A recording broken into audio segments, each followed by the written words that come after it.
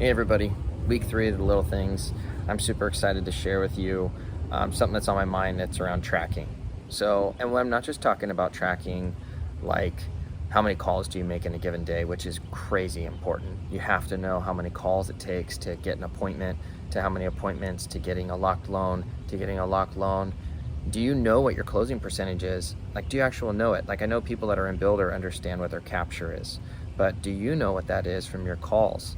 Because how do you come up with a scalable approach? You always just hire people and then you're just guessing. And guessing in the fourth quarter of 2021, planning for 2022, knowing it's going to be a different environment. We're going to have different challenges and struggles, and you need to know how to pivot. And the only way you know how to pivot is by knowing your numbers and knowing the foundation pieces. But what I don't just mean about knowing those numbers, it's knowing what do you do on the personal side. So how many events do you do every year? How many, if it's reading books or doing audibles, how many times do you do that? Do you do it in the morning or at night? And then you'll start finding trends in how that has another impact on making the other parts of your day successful. I'm just telling you, you need to do an audit and account for your tracking. You need to know what activities you're doing every day, what activities are you doing every month, what activities are you doing every year, and then when you do an audit at the end of the year and the end of a quarter, which is the way I'd recommend doing it, so that way you can make adjustments and pivot and put yourself back in line to your goals. You don't want to just run with a bad strategy. The minute you know it's a bad strategy, you want to improve. And sorry for that amazing airplane noise.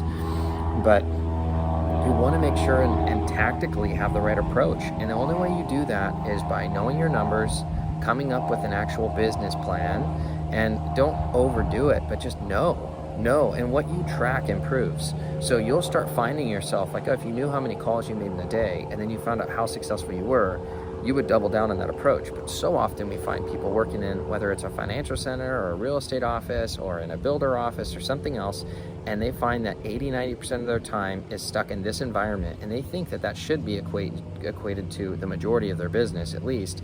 And then when they do an audit on it, they start finding out, oh my gosh, I'm actually getting most of my business from a passion project that I have, or from doing this working in my church programs or my kids' school programs, or the special organizations that I like to donate my time.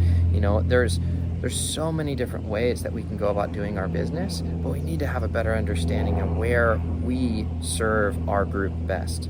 Where are we having the largest impact? And we can't just go with a strategy from last year, because we might be spending 80% of our time where we got 80% of our business last year, this year, and that's not where we're getting 80% of our business.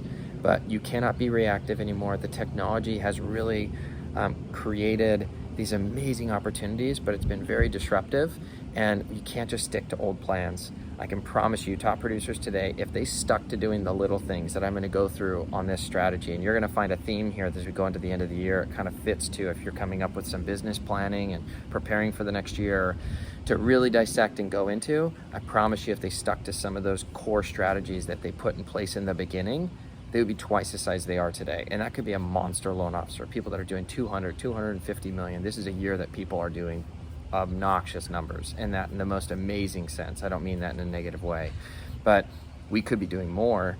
And if we knew our numbers, we would know where to scale as opposed to feeling more helpless. And so I'm along that journey with you. So by all means, if there's anything you need, tactics, any help, shoot a comment below or just write me an email. Obviously, you can call me anytime or shoot me a text. Happy to help. But I just want to implore you to really dive into that, really understand your numbers, understand not just the amount of people you're calling every day, but every year you should be able to dissect and realize, how do you make a global impact on your business, and with the right frame of mind at the same time, and have the right quality of life while you're doing it. All right. Hope everybody's having a great day. Talk to you soon.